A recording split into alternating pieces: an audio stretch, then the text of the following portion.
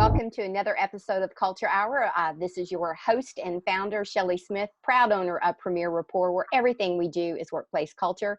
I'm excited today, as always, to have a guest on. We're going to talk AI, and we're going to have a lot of fun around talent and what is happening in the automation world and the data collection, and more so, what do you do with it around talent and, of course, around culture. So let's not delay. The introduction today, his name is, he's actually the CEO of Rocket Technology. I think you're going to love what you're about to hear, and you're going to quickly go on his website and find out how to contact him. He's also going to be coming in, hopefully, as one of the speakers with the Peninsula SHRM chapter in the Virginia Beach, Hampton Roads area sometime in 2020. So we're also excited about that. As you know, I'm also the program chair for there. So Link Parikh, did I say that right? You did. Perfect. All right. Link, why don't you introduce yourself? Let the viewers and the listeners just first tell them about yourself, and then let's hear all about Rocket Technology and what it can do for talent. Okay, absolutely. Thank you so much. Talent, wow. Everywhere I go, even talking about things that are unrelated to talent, people bring up talent as a major issue. The world has completely changed. In the past, we hoped people would line up to join our companies, but now we have to sell them. Wow, what a concept. You know, I talk to small business, Main Street, large corporations. It's hard for them to get their head around the fact that they actually have to be entrepreneurial to sell, to get staff, rather than just being entrepreneurial to defend their markets. It's a completely different mindset. However, the good news is they're good at it. They're good at selling. That's why the companies are here. They just need a new set of people, processes, platforms, and data approaches to do it. Absolutely. I love that. So how did you get into this? Well, my background is aerospace engineering. So some fun facts: I was born and raised in New Orleans, so I'm pretty much easy to get along with. Was recruited out of the SMU Engineering School, and I worked on classified programs as a co-op. So I have a background of how to think about a tough, complex problem and turn them into something that's a little bit more simplified, where an operational organization can meet its mission goals. In the private sector, of course, we're talking about 4 areas when you're talking to a CEO, and this is important for everyone in the company to align to, is what are they? Number 1, drive top line revenues, drive margins, customer relationships, and supplier relationships. If you're doing something that's not aligned to one of those things and don't know how to model to that, then you're really not providing the ROI value of the talent that you're supposed to provide to the company. And now managers are looking at it the same way. Well, I love the fact that you just described yourself as a problem solver, and there's no bigger problem in the world today than there is finding top talent or finding talent, period. So I absolutely love that. So how did Rocket Technology itself come about? How long has it been here? And give us a little bit of the nuts and the bolts of what it does. Okay, sure. So we have 3 things that we are really good at, I think. Number 1 is we do strategy and road mapping. So a lot of times customers will literally call me on the phone and say, Link, I know what to do. I really don't know how to do that. And that comes back to the NASA precision, the DoD precision background that we have. So Rocket Technology has a combination of meanings: speed. And speed is really important in this world today, as you know. And secondly, our heritage.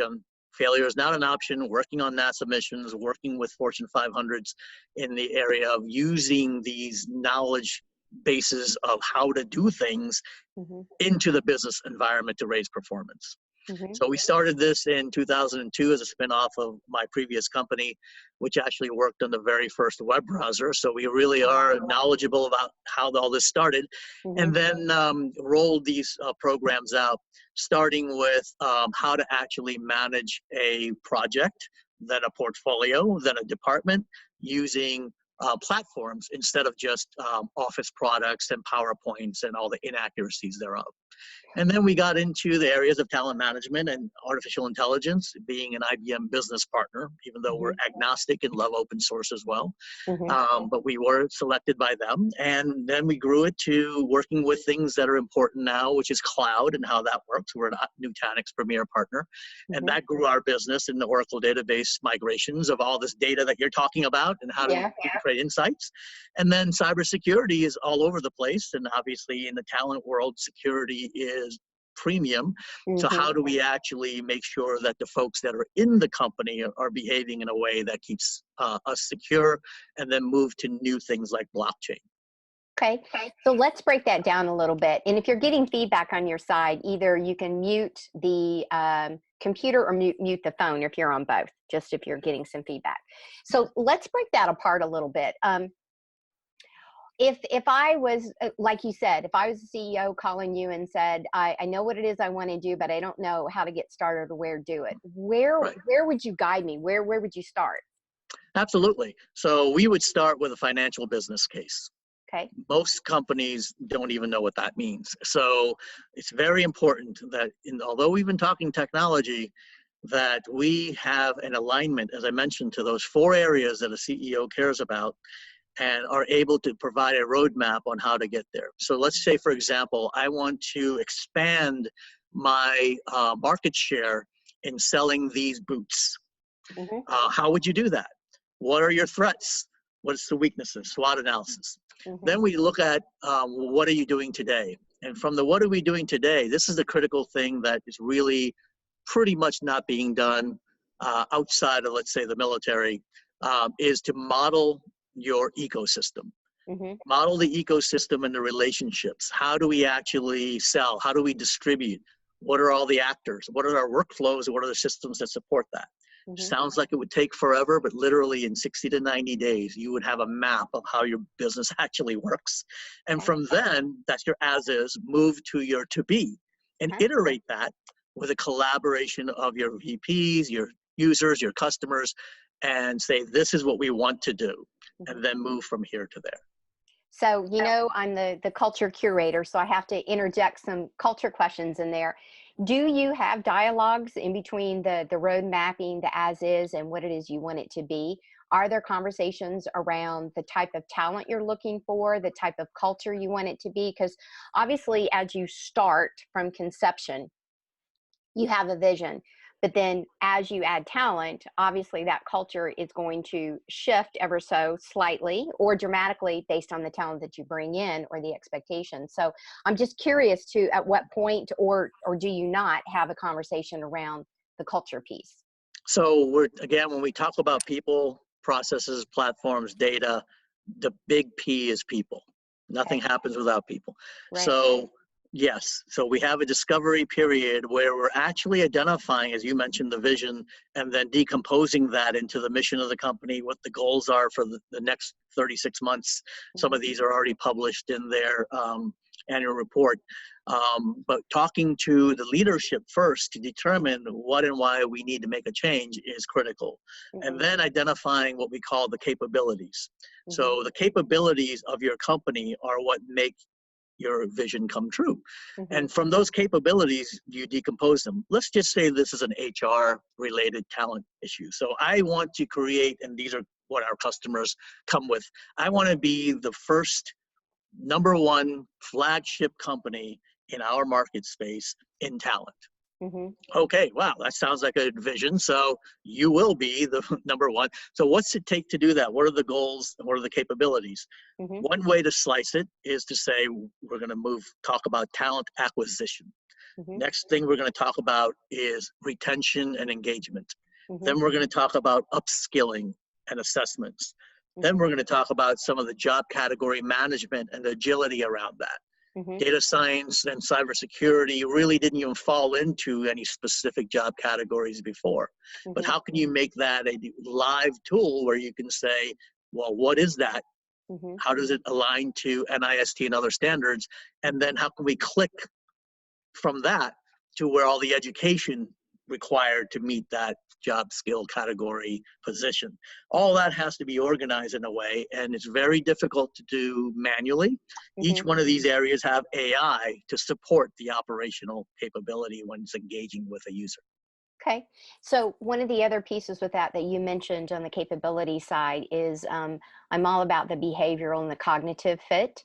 And so I'm a consultant and have used for years predictive index. Is something inside of your different data collection, you mentioned assessments. Is there something that is inside of that, or is that a suggestion that you have that you do as an add-on at some point to help define the right talent fit and then to create the retention, the engagement?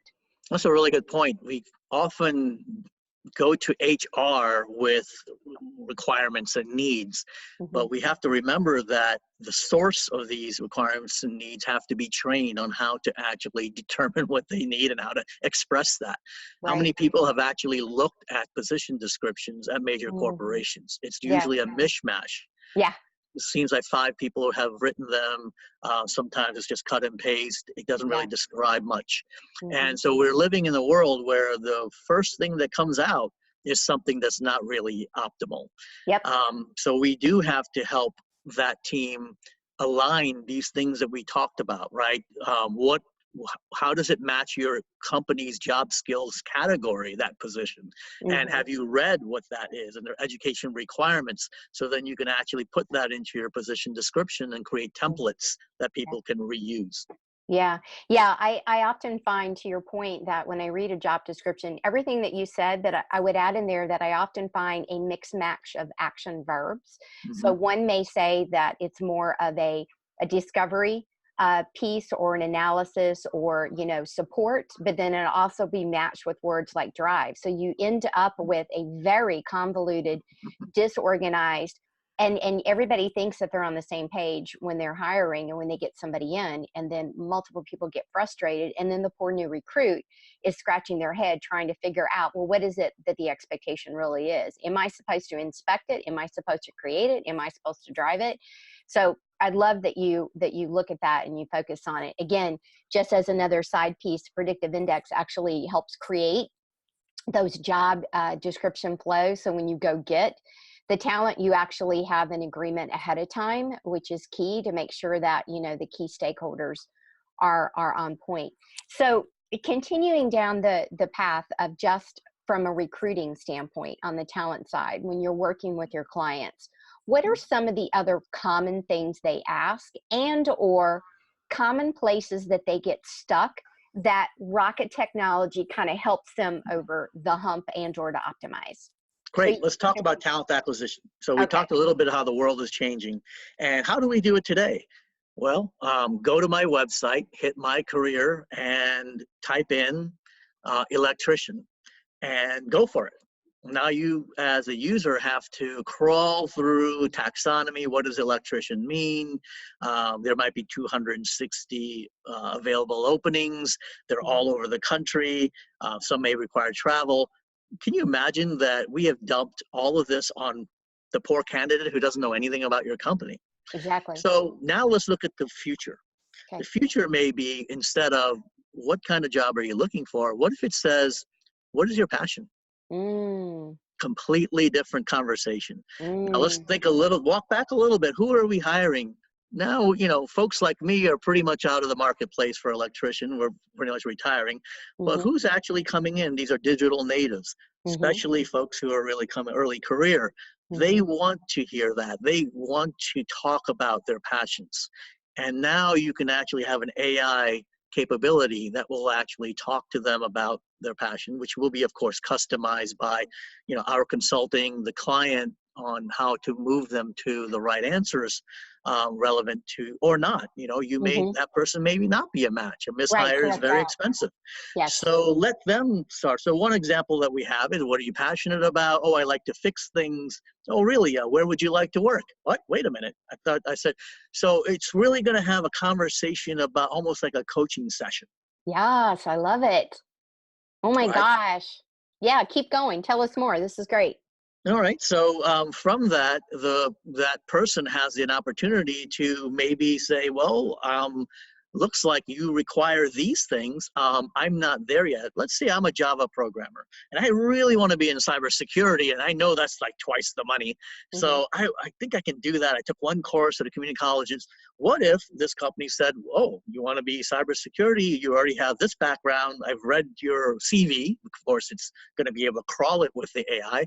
Mhm. Click here if you want to take an assessment. If you pass that assessment, you automatically are going to go into cybersecurity job positions that we have open, and the Mhm. person takes it. Oh my God, I did 80 out of, yes, automatically. Or no, these are the things that you have to do to get here. You got a Mhm. 60, here's a community college course. Of course, you would have made those agreements, or you would offer an free internal course that said, hey, here's an opportunity for you to learn more. Take this course, and if you pass it, we're going to do that. Otherwise, here are some Java programming opportunities that are a little bit more advanced that have a security project to it, Mhm. where you may be happy to do that. Mhm. Can you imagine that experience versus your competitors? That's crazy amazing. Yeah. You know, it reminds me, and I don't know with with your background, I'm assuming it has something to do with it, is when you go into recruiting and you go into any of the different branches of the service, you obviously take an assessment piece that kind of dives into personal skills as well as kind of your passion. So I'm just curious, did that have a little bit of an impact of coming up with this idea? Well, actually, we are very close with the veterans hiring side of things. Of course, we do have a lot of that background. Mhm. However, in this case, we have, again, partnered with IBM. IBM had acquired a company called Connexa and has a brass ring, but it's really their Watson talent. Everyone's heard about IBM Watson. Mhm. So over the last 2 years, they've combined these capabilities and have brought it out into industry with Mhm. amazing impact. So that's really where it came from, is where IBM has decided to spend billions of dollars to say, we can do this better for our clients, Yeah. and with a completely new approach that involves sort of the speed and precision to get the right person to the right place, to cut down on mishires, frankly, Mhm. the legal expenses of, Mhm. lawsuits that we have. A Mhm. lot of them are from actually lower skilled workers. There's a lot of Mhm. attraction by attorneys to do that. So if you Mhm. look at the cost, the overall cost, not even the opportunities, you can cut the cost of your HR operation related risks by a significant amount, and that'll pay for, just that Mhm. alone will pay for all these capabilities I just described. Imagine Mhm. that. Say you're spending $20 million on, mishires and training, on a job training, and the legal cases, and let's say we can get rid of 1/4 of that. That's $5 million a year, and the project could be $4 million in a first year, and after that, your cost could be as little as $1 million a year, and now you're saving all this money. Yeah. Oh, I absolutely love that. And again, that's the approach I take when I go into services, especially you can quantify turnover so quickly with internally any data that is taken and to be able to quantify it. And it definitely is a no-brainer to put something in place in order to give the return, the quick return, and take away the stress and the pain point. And the focus then becomes on the retention and the engagement versus the constant So I churn. can talk about that if you don't want. Yes. Imagine, so we've talked about acquisition, same concept in engagement and retention. So we have the employee already here. Okay, great.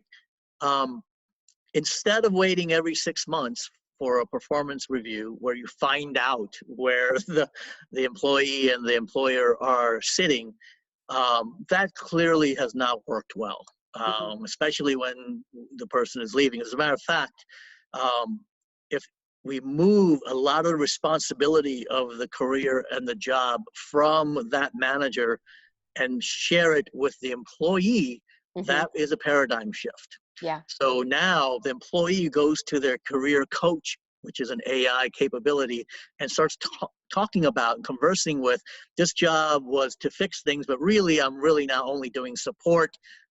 That's about 20% of what I really want to do. I'm doing 80%. And that information actually gets processed and communicated to the right person. to create an engagement on a regular basis. Mm-hmm. The system may automatically, working with the supervisor, say, you know, this person might be really better for this other job. Mm-hmm. So that instead of leaving, by the way, the system, if you turn the system on, it can predict who's going to leave in 6 months. Mm-hmm. So that's another thing you don't want to find out in the review if you're a Mm-hmm. manager and this guy or gal is leaving, and now you have the whole problem of hiring someone new and all the downtime.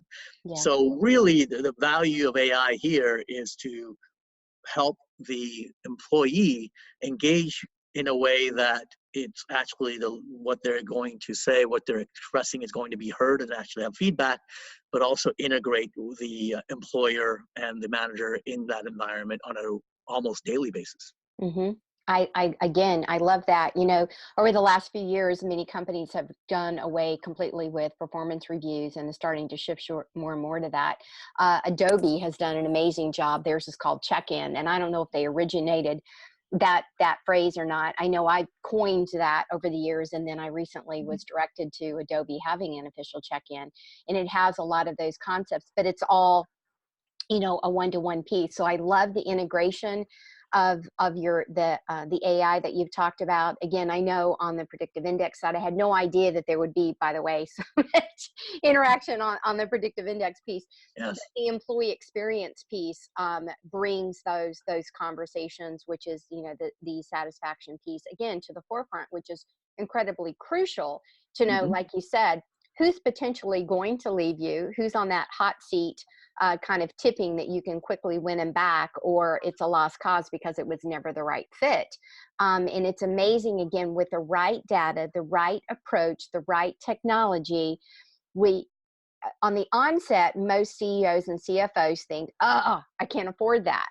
And it's Right. quite the opposite. You can't afford not to do it.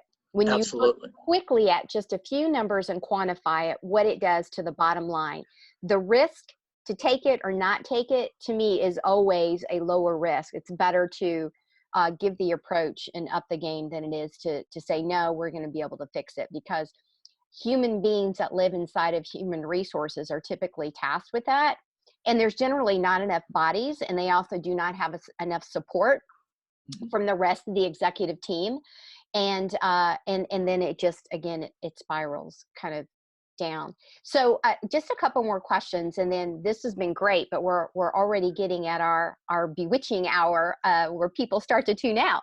Is, what if for people who are going to obviously go, that are listening and go on Yes. your website, where is the first maybe common place that we can direct them when they first log on to Rocket Technology? First of all, give them, I want to make sure that the website's correct. So give us the website, and then Yes. direct us on where to go first. Sure. The URL is www.rocket-technology.com, and you can look for talent management. So there's links all through the first page, throughout the navigation, to focus on the talent management area. Mm-hmm. It's funny that you mentioned the cost. This is what people want to know. This sounds great, Link. I like the integrated capability. We talked about how the assessments work. Of course, those assessments work the same way for employees. If they want to move to another position, they can do that automatically without a human in the loop. Mm-hmm. So the cost of this is focused around the SaaS model. Mm-hmm. So the world is starting to move to software as a service, where you can do a term, you can integrate. It includes integrations to all the big Workdays and SAPs and everything you have today. So you don't have to rip and replace anything. And of course, because it's a SaaS, you can always turn it off. So the risk model is low. The cost is low because that's a big part of what Rocket does. And that's how we're different than, again, all these integrators, because they use a PMO models, a giant group of 15 to 20 people. We looked at one of the military leaders at DNI says, really, you may only need the square root of the number. So if a big integrator says we need 16 people to do it, it works out that typically we will do it for 3.5 or 4 people. So that cost is really low. It's fast. We're about 6 times faster. So again, if you go to the site, you will see a lot of this discussion on throwing more people at it doesn't work, how to actually do projects, and then all the specifics of how the IBM talent management capabilities work. You can also type in IBM.com and search for talent management, and then you'll have amazing resources there. So again, that's the solution, target solution, but how do you get there has really been the challenge at the right cost and speed, and that's why Rocket Technology is here. Beautiful. I love it. Thank you so much for coming on today. And I look forward to hearing more about Rocket Technology and, diving into hopefully some deeper conversations and having you in person at some of the human resource conferences that are coming up in 2020. So we thank you for your time today. Any other final closing comments before we put a wrap on this episode? Well, I mentioned that we did the three things: the strategy and roadmap, the actual modernization, and of course, we use SME consulting. Those are the three areas. But I would say call me 804-244-1961. That's my cell phone. And we can have a discussion. It doesn't cost anything. And let's go from there. All right, super. Thank you so much for your time today. And again, listeners and viewers, we so appreciate you piping in and listening and chiming into the conversations and sending me over some great guests to have on, just like Link. Is nothing to go into the future and be fear of AI, but rather to embrace AI. And I think in this instance, being able to shift the talent inside of your organization allows you to be more agile and definitely more innovative, which creates more opportunities, not less opportunities. So stay open. Remember, people matter, and that's what creates your culture. So culture matters. And my name again is Shelley Smith, Premier Rapport, and we'll see you on the next episode. Have a great day, everyone.